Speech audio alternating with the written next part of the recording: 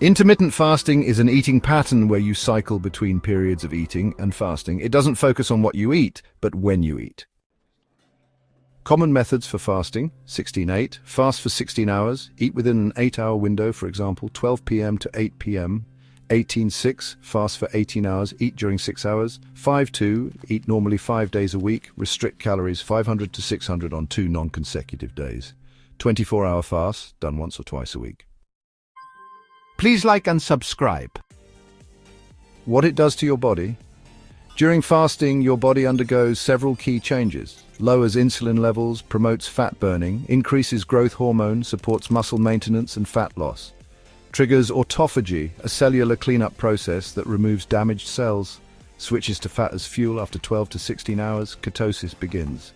Improves brain function through increased BDNF, brain-derived neurotrophic factor. Why is it good? Well, there are several benefits to intermittent fasting. First, it promotes fat loss without losing muscle. It also helps with better blood sugar control and improves insulin sensitivity. You might find you have better mental clarity and cognitive support too. Additionally, it aids in cell repair and offers anti-aging benefits. Finally, it reduces inflammation and lowers the risk of chronic diseases. How long should you fast? Well, it really depends on your goals and experience. For beginners, you might want to try a 12-12 or a 14-10 schedule.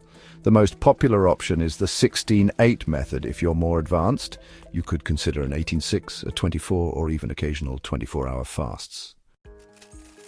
So who should try it? People seeking fat loss could benefit greatly. Those looking to improve their metabolic health might find it helpful. It's also suitable for individuals with busy schedules who prefer fewer meals, and it can be particularly beneficial for people with early signs of insulin resistance.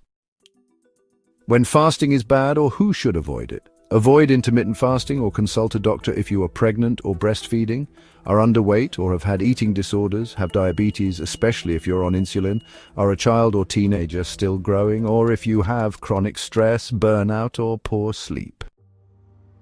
What to eat after fasting?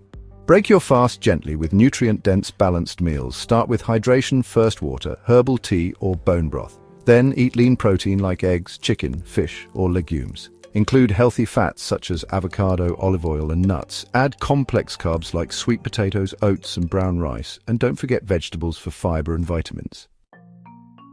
Avoid heavy fried foods, excessive sugar, or binge eating. Thank you for watching. Please like and subscribe.